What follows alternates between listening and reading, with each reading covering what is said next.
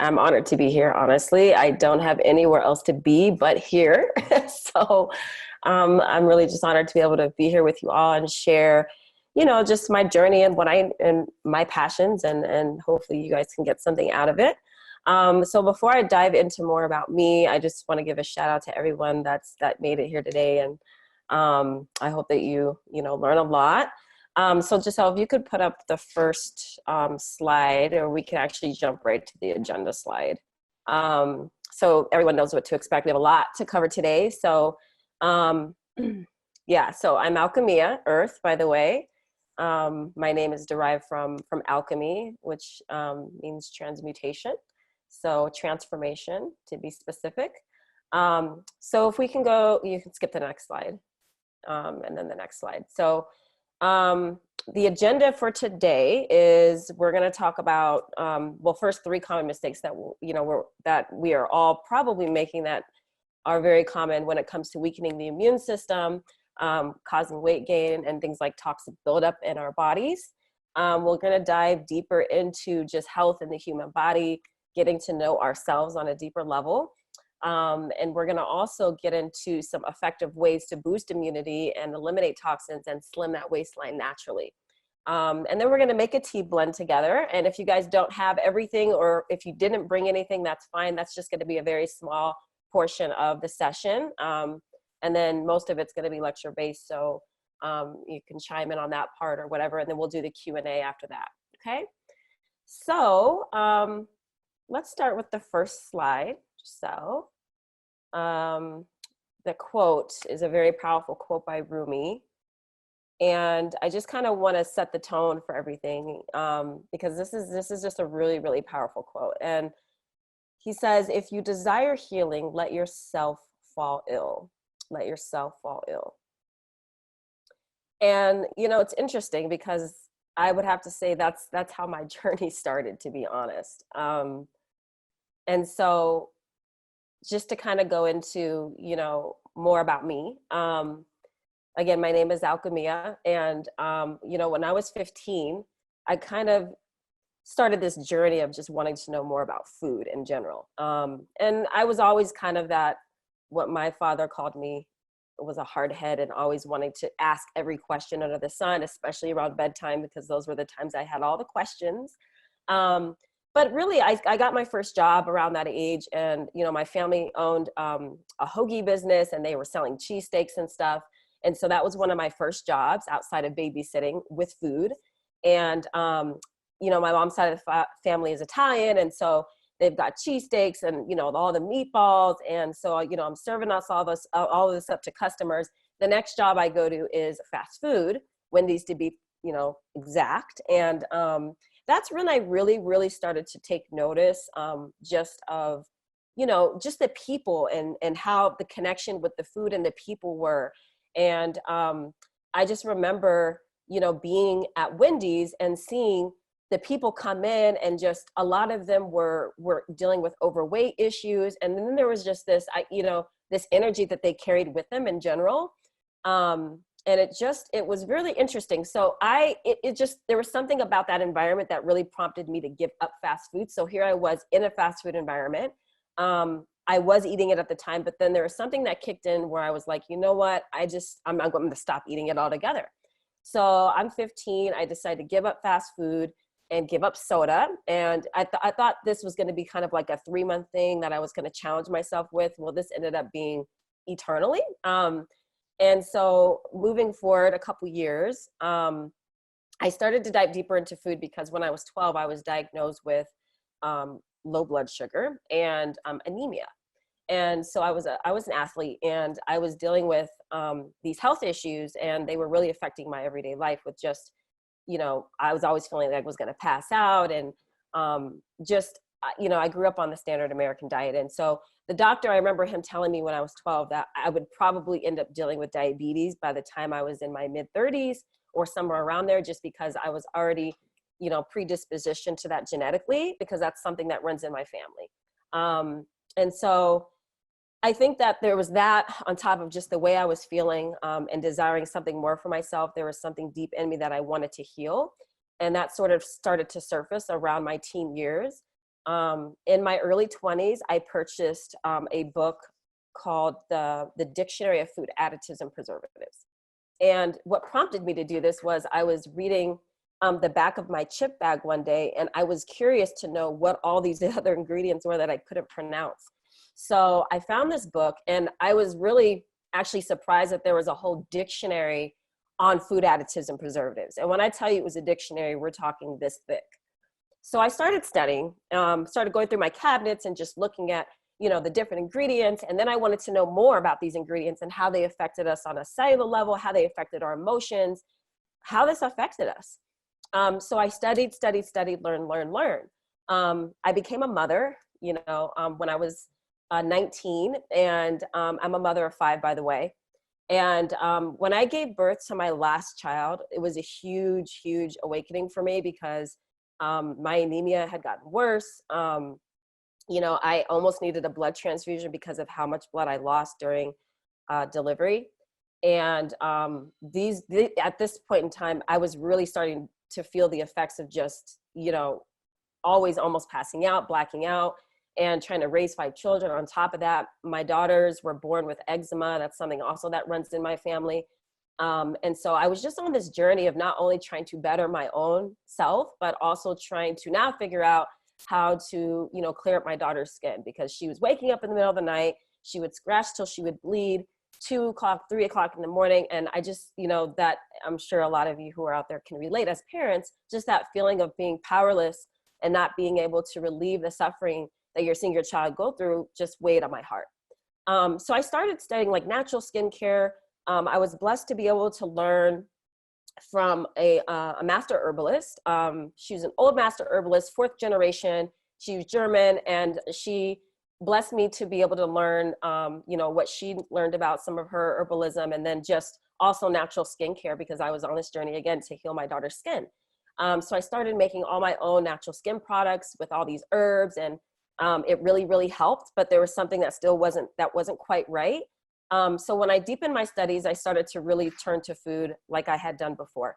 And I started really, really studying food on the level of like inflammation, and some of my teachers who I'll introduce to you as well on this lecture helped me learn a lot. And so with that being said, on this long journey, here I am 20 years later, and I made this transformation, and I finally was able to heal myself from these chronic health issues that I was going through.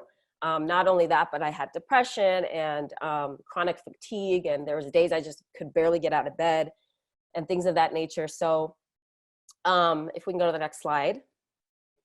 Giselle, thank you. So to change the way you eat, you have to change the way you think, right?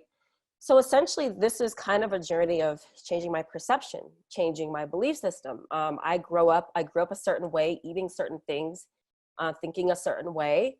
And in order for me to change my results, right, and how things were going for me, I needed to shift my mindset. And so that's kind of where it all began. It was a slow journey that slowly unraveled throughout years. But that's essentially, that's what transformation is all about, right? It's not something that happens on the outside. It's something that happens on the inside first.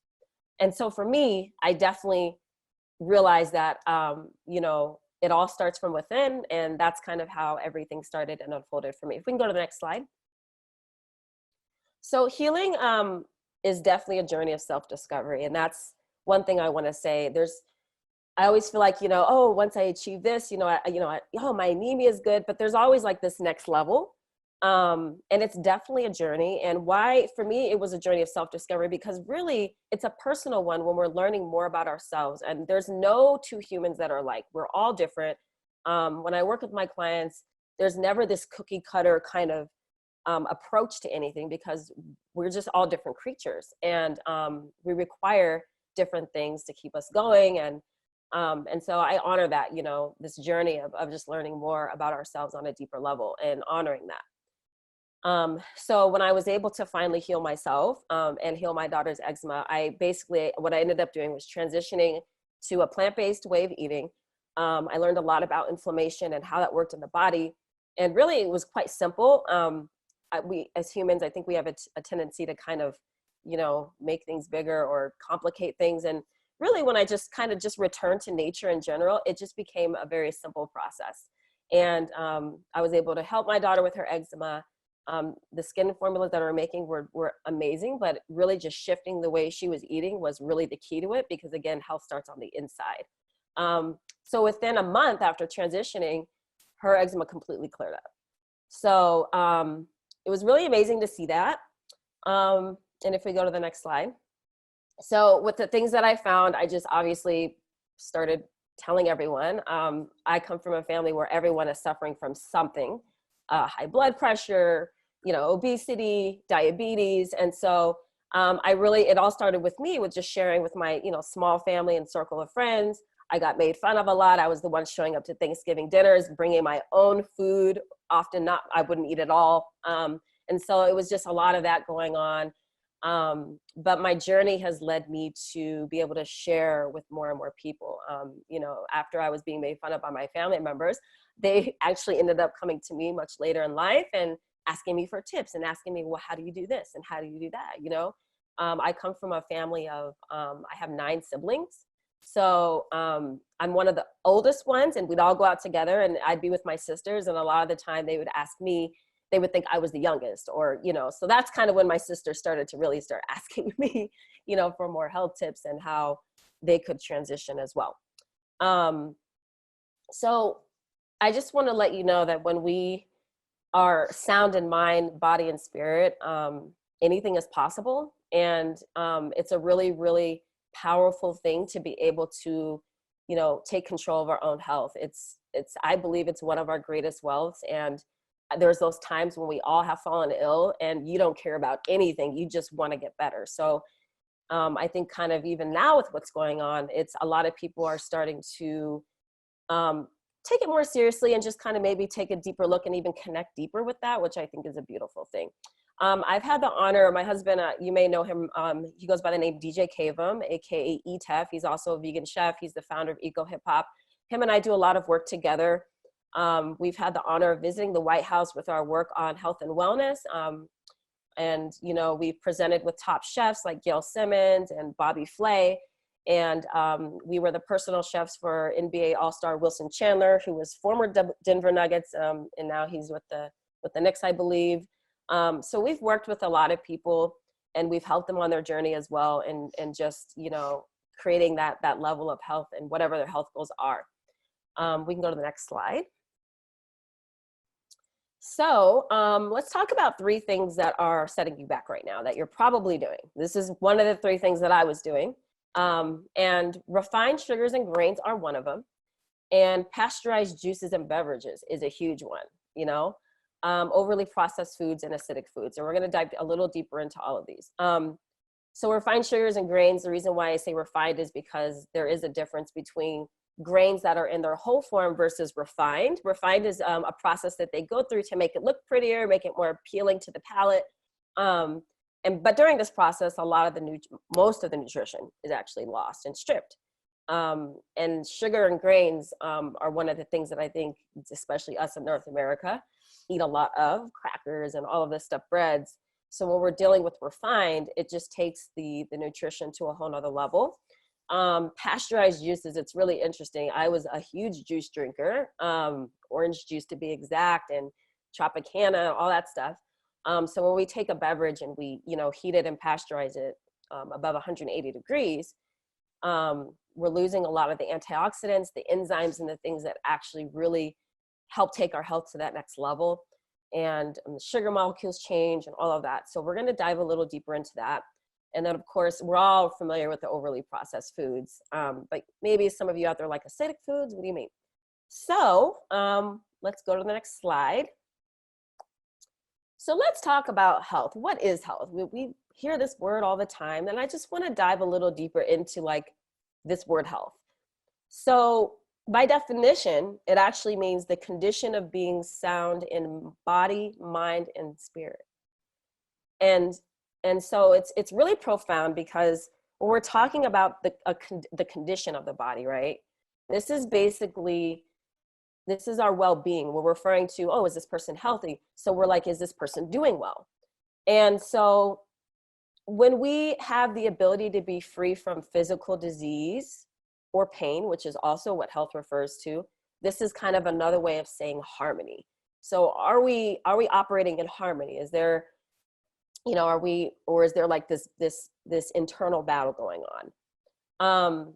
When we talk about health holistically, which is what I deal with, we are approaching the medicine or the cure or the remedy from, we take the whole person into account. So instead of just focusing too narrowly on like a single symptom or something that the person is dealing with, holistically, we look at the whole person, meaning the mind, we're looking at the emotions, we're looking at environment, because often that's actually, you know, when we develop issues, health issues, it's not just it's not just found in one place. And so a holistic approach means that we're coming at it with a remedy from all levels of life, if that makes sense. Okay, next slide. So I want to introduce to you one of the people that I studied. His name is Dr. Otto Warburg, and he said, no disease, including cancer, can survive in an alkaline environment. And so Dr. Otto Warburg was born in 1883 in Germany, and he received a doctorate in chemistry in 1906. And by the age of 28, he also received a doctorate in medicine. And his work was really, really amazing. He spent a significant portion of his life studying oxygen consumption and fermentation in the body.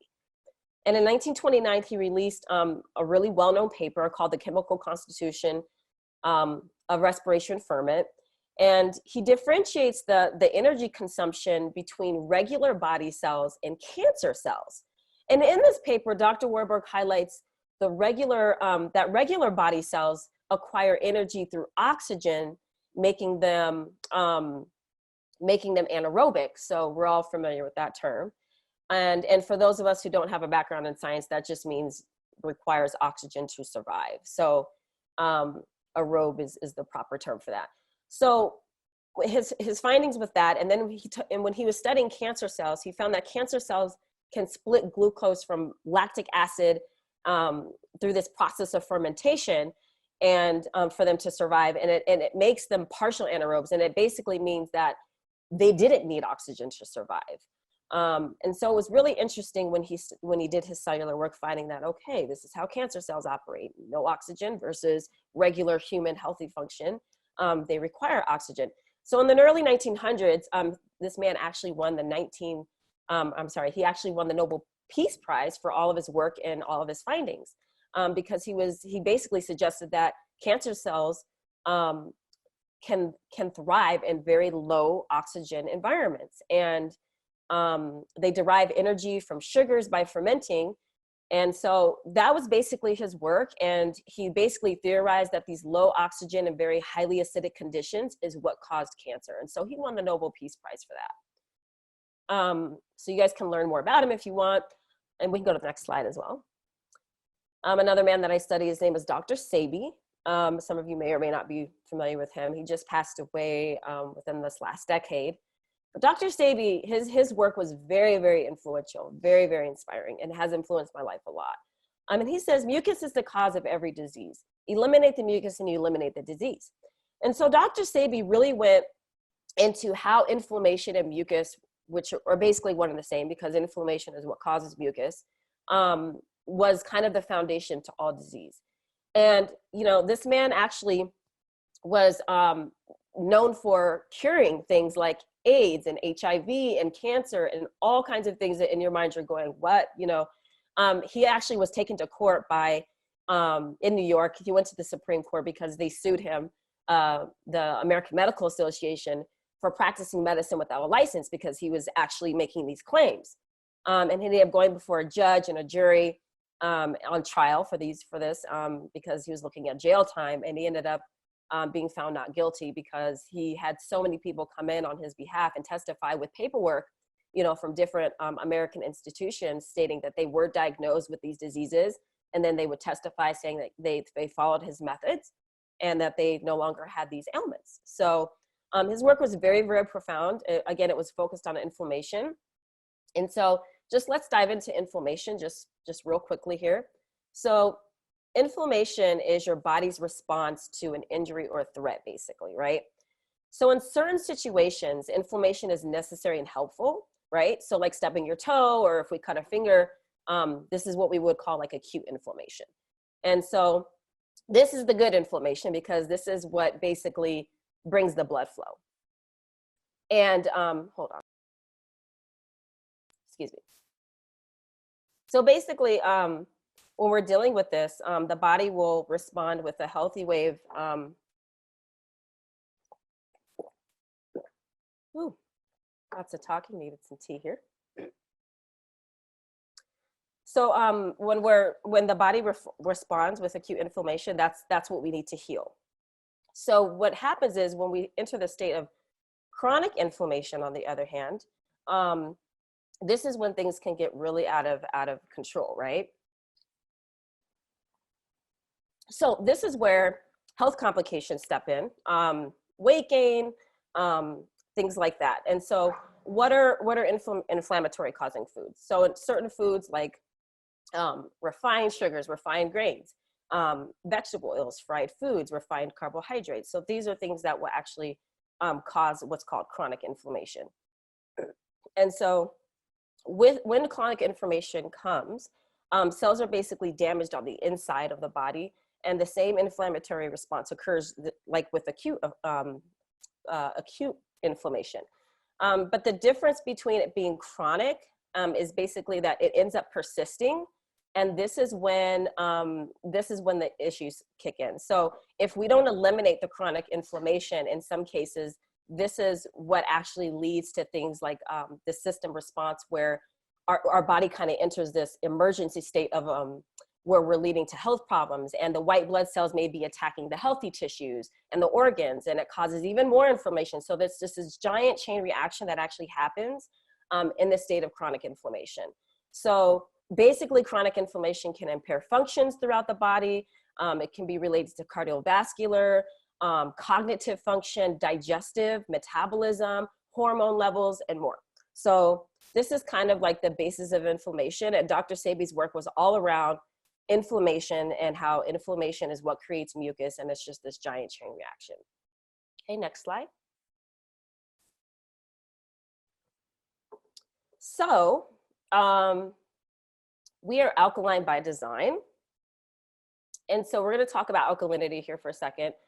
So alkalinity is basically, we all have a pH, right? So I know some of us may remember this from high school, but so this is, alkaline refers to if our pH is 7 or above. 7 is considered neutral on the pH scale.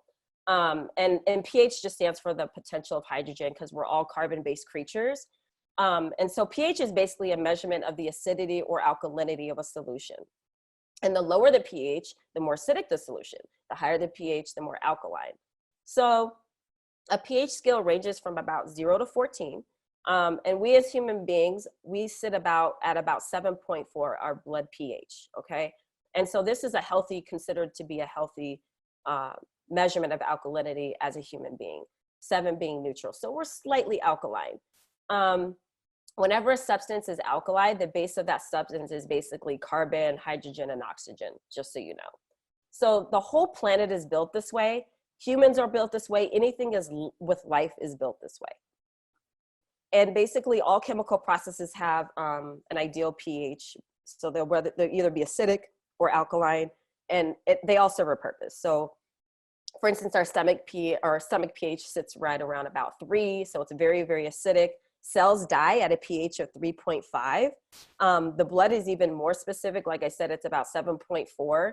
And then, you can actually measure pH of like plants and things of that nature. So our bodies produce lactic acid and carbon dioxide through movement.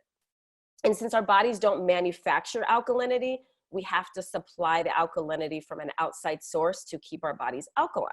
Okay. So ideally, we want there to be an adequate amount of alkalinity in our diets and in the food that we eat, because we need to maintain that. So if there's not, right, the body must extract alkaline from organs, from tissues, bones, basically just to neutralize the acid.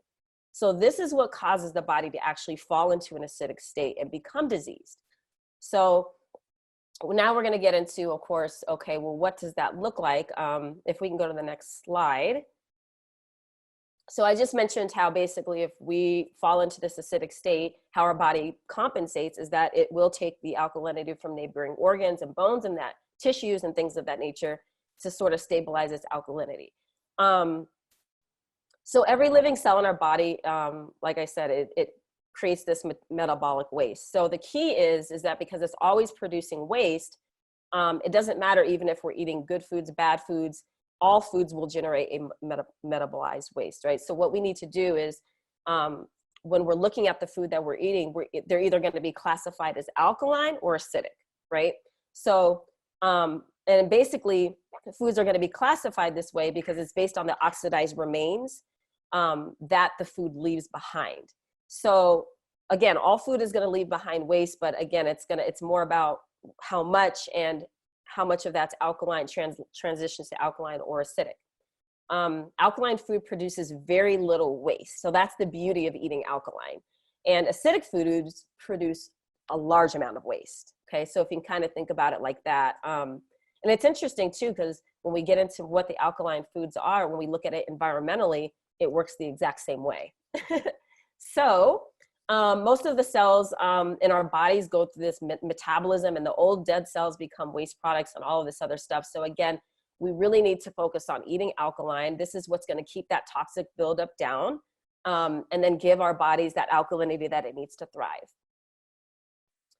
So if we can go to the next slide. So disease in the immune system. As we know, heart disease is the #1 killer in North America, right? So we've got over 500,000 people every year that pass away from heart disease. That's basically 1 in every 4 people that you know, which is such a high number, you know? And basically cancer is going to be the #2 killer. And so we know a lot about that. I know somebody who's passed away from cancer. I know people in my own family who've passed away from heart disease. So I'm sure all of you do as well. And then it's interesting, the 3rd killer, just so you know, is chronic lower respiratory disease. And that sits in right around 200,000 people a year. So I want to talk about gut health real quick. So your gut wall houses 70% of the cells, actually almost 75% of the cells that make up your entire immune system. That's insane. When I learned that, I was like, wow. So all in the gut. So you might not attribute like digestive problems with allergies, with things like, a lot of people don't. So I know that I didn't know that things like allergies, arthritis, autoimmune diseases, chronic fatigue, which is what I dealt with, mood disorders, dementia. My grandmother passed away from dementia, cancer, all of these attribute to digestive issues. Because again, 75% of our immune system sits in the digestive system, in the gut particularly. So many diseases seem very unrelated, but they're actually caused by gut issues. So basically, for me, it's all about the digestive health. If you want to fix your health, you got to start with the gut. The gut literally affects your entire system. It is the central system for it all. And it has some really important jobs, as you know, like breaking down food, absorbing nutrients, keeping toxins and keeping out toxins and producing nutrients. So those are all very vital to maintaining health and wellness, and especially immunity. And it's just, our guts do so much work for us, you know. And basically, for optimal immunity and detoxification and nourishment, the gut has to function at in a seamless way. So we have to really focus on restoring the gut and maintaining the health of the gut for immunity in general. Like, it's the key. So basically, the gut bacteria, they thrive on what you feed them, right? And so if you give them whole, fresh, real foods and good gut bacteria to thrive on, that's what it'll become. If you feed them junk and bad bugs and things like that, it'll result in things like leaky gut. And leaky gut is when things that don't need to be getting into the system, like mucus and other toxins, just go right into your system and circulate throughout the body. And this is what causes toxic overload and inflammation. So again, inflammation is the underlying cause of it all. And so that's kind of just to give you an idea of how important our digestive systems are and how important it is to maintain that ecosystem for immunity and things like, weight and all of that is super, super important. So if we can go to the next slide. So yeah, nature is so smart. It put the food in the medicine. I love that quote. And just kind of touching a little bit on what we talked about the gut. So the gut is like our second brain. Its nervous system is also, it does act as a second brain actually. So there's so much research behind how the gut and the brain, how they talk to each other, and how they also are behind intuitive decision making and things of that nature. I know we've all kind of had that, oh, I feel it, or I feel it in my gut feeling. That's because it's a scientific term. There's been a lot of research on it. The gut has a mind of its own, and is really responsible for a lot of function of the body. So it's the only organ with its own nervous system. And that's really amazing because our brain does have its own nervous system, but so does our intestines and our gut. And our small intestine alone has just as many neurons as our spinal cord. So it's really powerful. The gut nerve cells produce 95% of serotonin in the body. So we can see how depression and things of that nature are linked directly to the digestive system. Every class of neurotransmitter in our brain also resides in the gut. So yeah, basically when we're starting to eat that junk food, which is the standard American diet, it's a very, very nutrient poor diet. This is why they call it the SAD diet. And all the wrong bacteria, all the yeast and all of that goes right to the gut, and it leads to a very, very damaged ecosystem, right? We're immediately bringing down our immunity, and it's causing an array of health issues. Another way to really bring down the gut health is medication overuse, and things of that nature, antibiotics. These are all really, really bad for gut health, and can cause infections and things of that nature, yeast overgrowth, parasites, because again, it's like an ecosystem down there. And adequate digestive enzymes is another way we can really bring down our gut health. And digestive enzymes are really important. If we're eating foods that contain high amounts of enzymes, we're not taking away from our own bank of enzymes. So living foods are really, really great ways of kind of keeping that up. So that's why like raw fruits, raw vegetables, the more we eat of that, we're taking less from our, digestive enzyme bank. Stress is a huge thing. That's something we all deal with. Chronic stress is really what I'm talking about because, little stress, we all are going to deal with it. But chronic stress is what alters our gut and nervous system, okay? And it creates a leaky gut and it changes the actual bacteria in the gut. So we really have to focus on managing stress. It's really, really important. So Hippocrates said, let thy food be thy medicine and medicine be thy food. We all know that. There's ways we can not only boost our immunity and get our gut back on health, back on point, and all of those things, we can do it with food. It's really, really powerful. So let's go to the next slide. So one of the ways that we can, bring beautiful ways of like boosting our immunity and reducing the inflammation and all of that is through yoga and movement. So yoga has been a really big, powerful part of my life. And the reason why I think yoga is so powerful is because it is a physical activity that covers so many different dynamics. It covers breath, which is huge for maintaining, the immune system. And then also it covers, in general, when we're dealing with movement, this is how we're able to generate, it boosts the immune system because we're generating more antibodies in the body. We're upping our white blood cell count. And when we increase that, that's immediately how our immunity goes up. So movement is so powerful, even if it's just a walk. We don't realize what's going on when we're moving. A lot of us relate movement to looking good, which that's nice too. But the things that are going on inside of the body, like I was telling you about the antibodies and things of that nature, are really, really important for immunity. And then when we're causing that temperature rise through movement, it helps also prevent the buildup of bacteria from growing in the body and harmful bacteria and things of that nature. And it helps the body fight infection better, similar to when we have a fever. So bringing up our temperature and all that through movement is really, really powerful.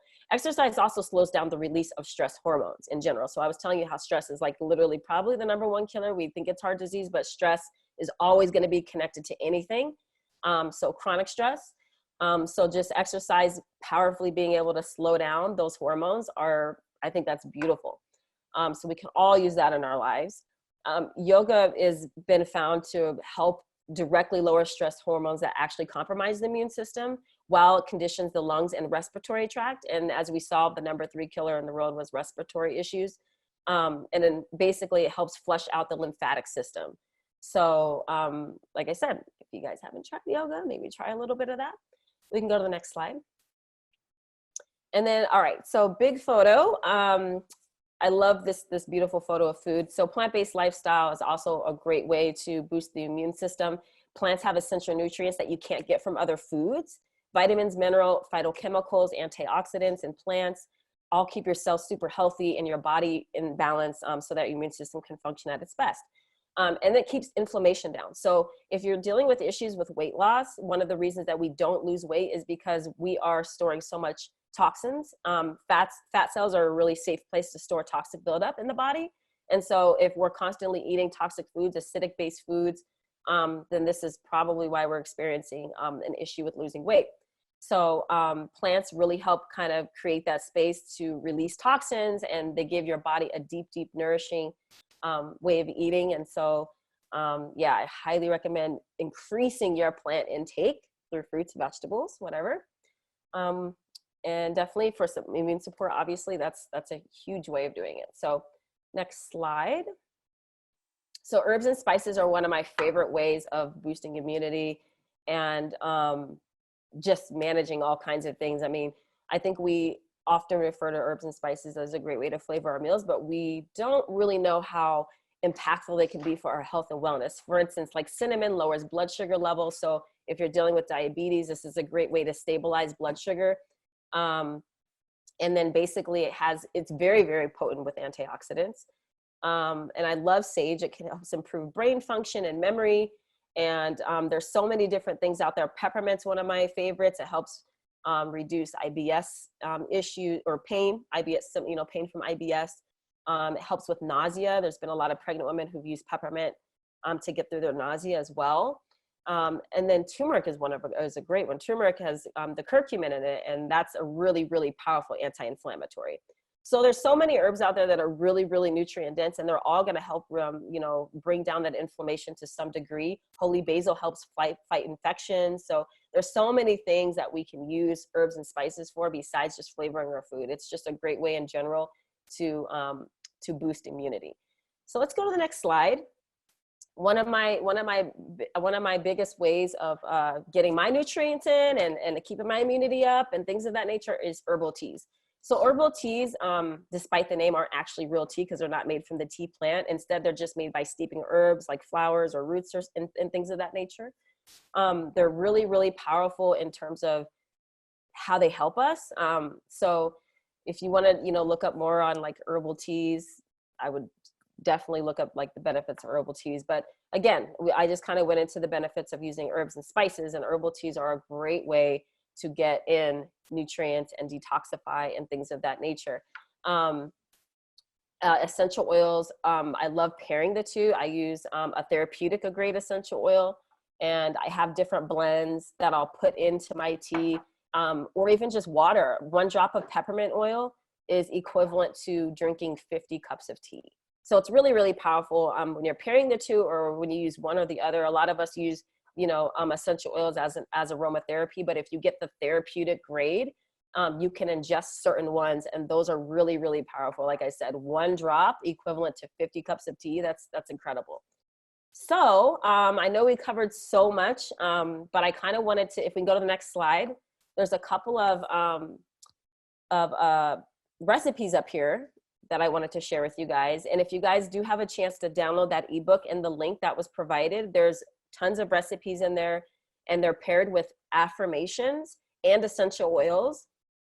And there's different recipes in there for cleansing and slimming and helping recipes that'll help you sleep better and things of that nature. This is one that is an anti-stress tea formula. So if you guys have your blends ready, if you guys did get your spices and stuff, this is a great recipe to throw together. You're literally just going to be combining the cumin, the coriander, the fennel, passion or lavender, and your lovely star in this. Okay, and so when you blend all that together, you can set that aside, or if you're ready to drink it right away, you're just going to add basically 3 cups of water, let it sit for 15 minutes covered. Covered is really important because basically it's going to steep, and then all the oils that are in the actual herbs and the spices will stay inside, which is what you want. Okay, and then if you want, you can optionally add like a therapeutic grade essential oil drop to that to enhance its benefits. So we can go to the next slide. And then this is a get well tea. These have been some really effective recipes for me when I've been under the weather, just so you know, this one especially. So clove is a really, really powerful antibacterial and antiviral, just so you know. So clove and cinnamon, ginger is really, really powerful when it comes to immunity.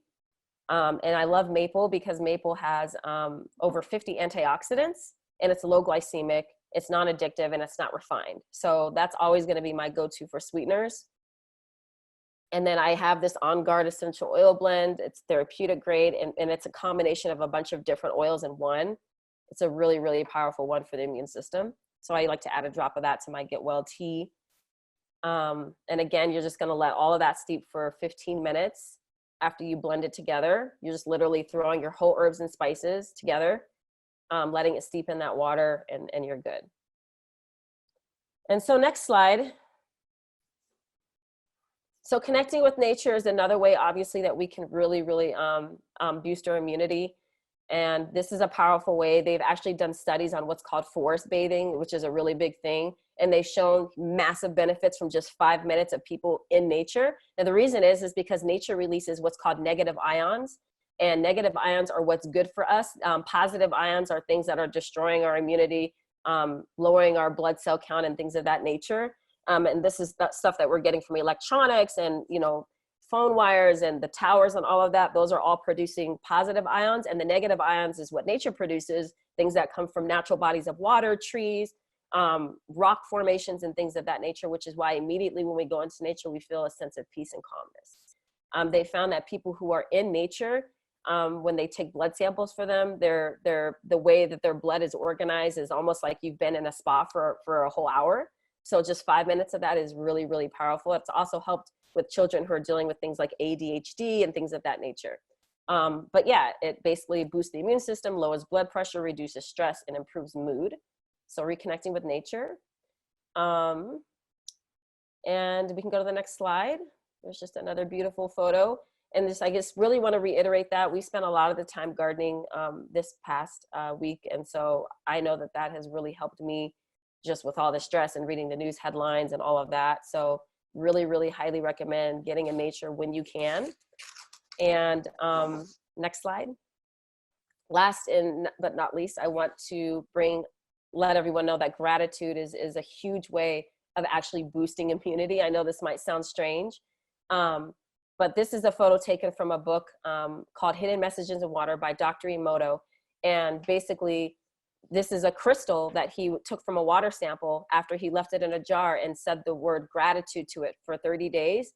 And he did this with different samples of water. He said other words that were negative and positive. And he found that the one that was specifically spoken gratitude to created the most beautiful proportionate crystals.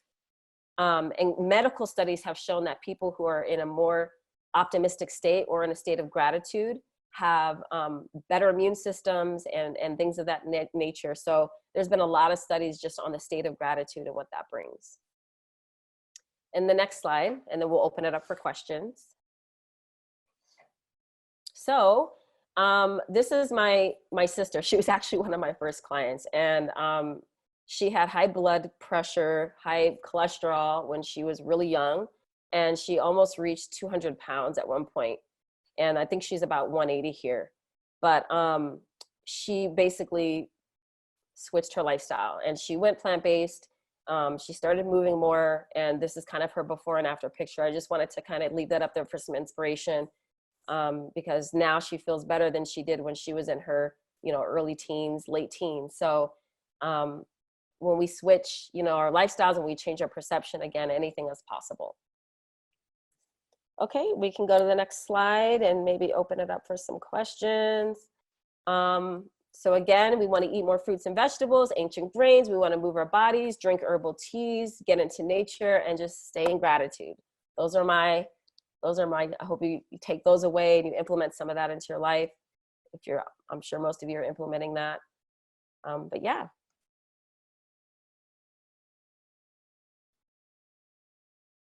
Okay, thank you so much, Alchemia. That's wonderful. And some of it so interesting. Let's see, I'm gonna turn this video on so we can get some questions with you. Thanks so much. And again, you guys can jump over to that link and download the tea ebook.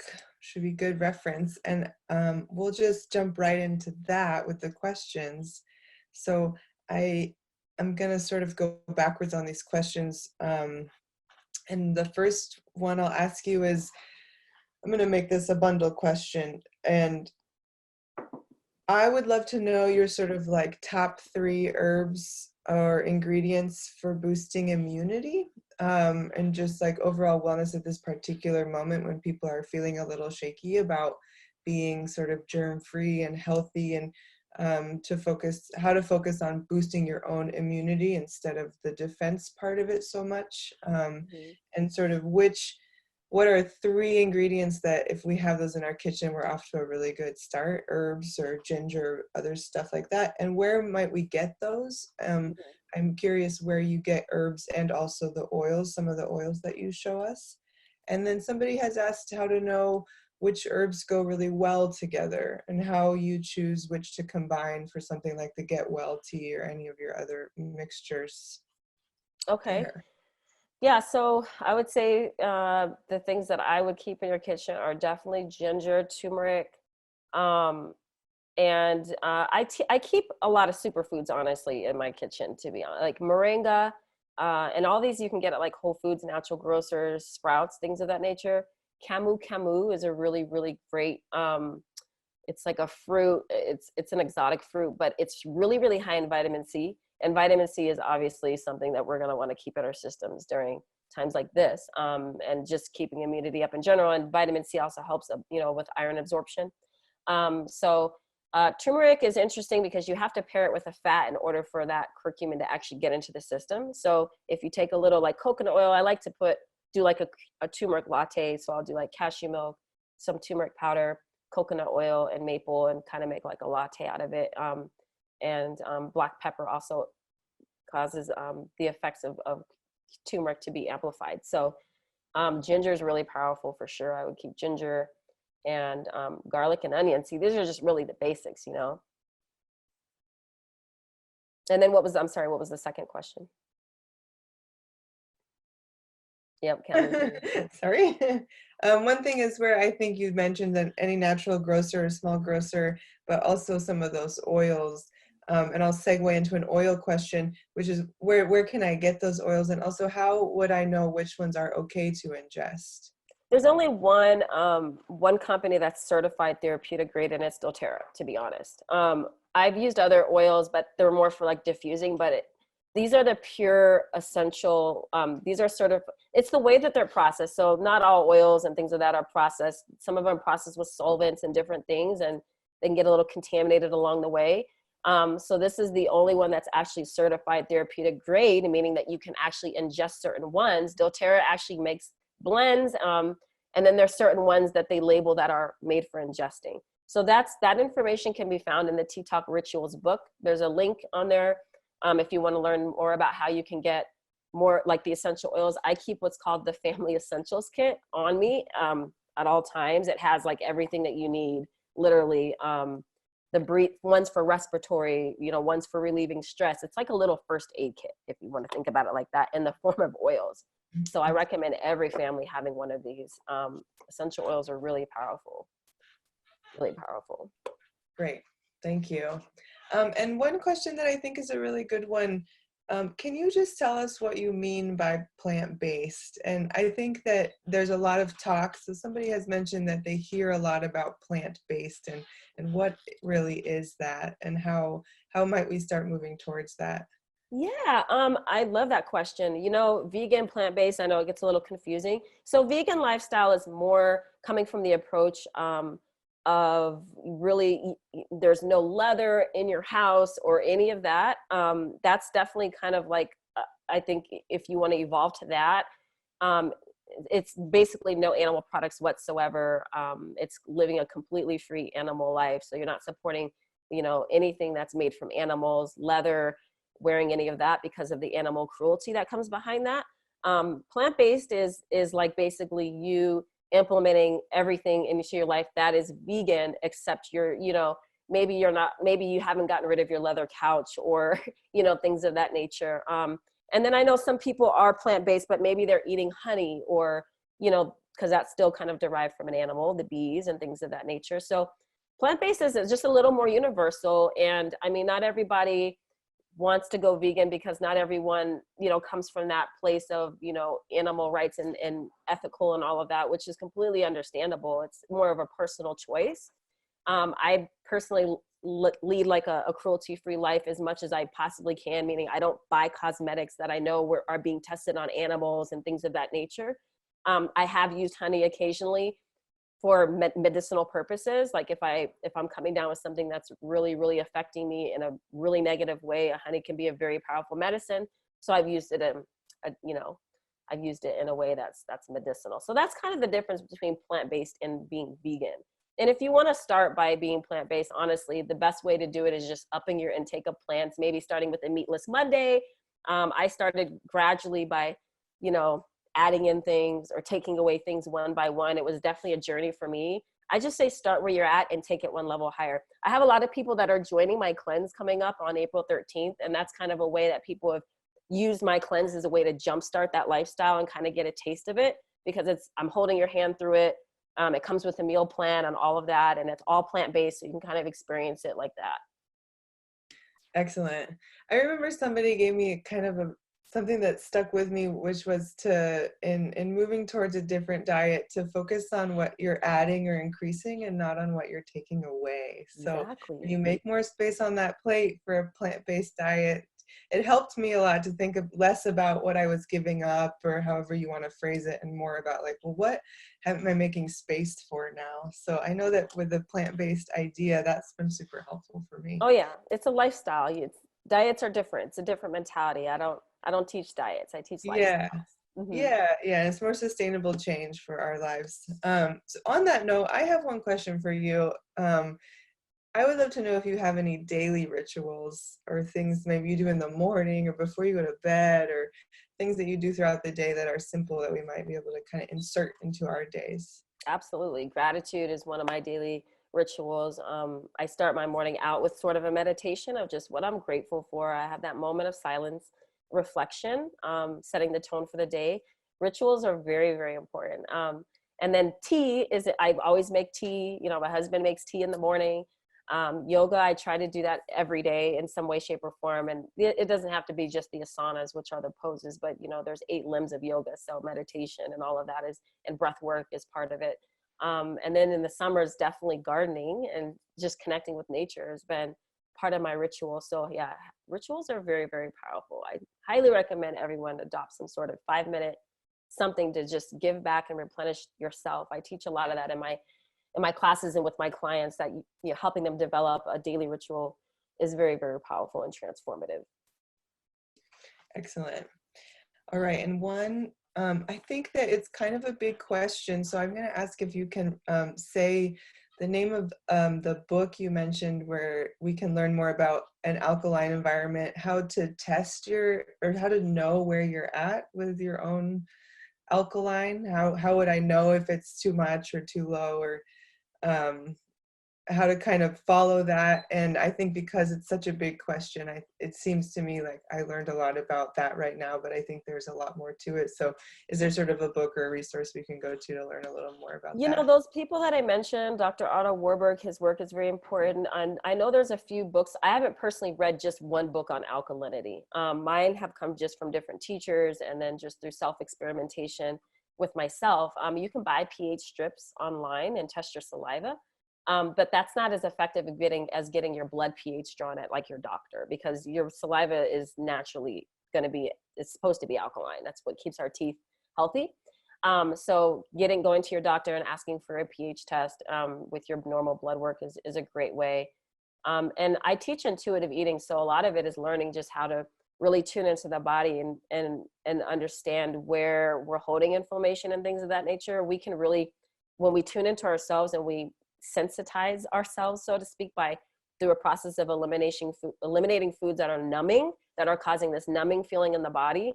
Like I'll know if I have sea salt versus table salt within a minute of eating it, if no one's told me. That's how sensitive I've created that environment to in my body. So, but yeah, I just suggest, again, starting with like a detox or a cleanse is really the best way to create that level of sensitivity. You're going to really start to feel certain things in your body that you didn't feel before. And yeah, certain books, I don't have like a particular book, but I highly suggest just studying more about Dr. Otto Warburg's work, Dr. Sabi. Perfect. Perfect. All right. We're 1 minute to the hour. So I think that if folks want to try a cleanse, that they can do that with you. And there's lots of services and offerings you have on your website that people can enjoy and tap into from afar. So I encourage all of you to jump on Alkemia's website, check out what she's got there, more resources and opportunities to work with you, which I think is wonderful. And I really appreciate all the dialogue, especially about ritual and things we can do, because I feel like right now is a good time to cultivate new rituals, or maybe kind of get old ones going again, or kind of, I think that people are looking for a little bit of rhythm in our lives right now. Absolutely. Take advantage of the time. Thanks so much again, Alkemia, for being with us, and for Thank all of you you. for being here, and take care.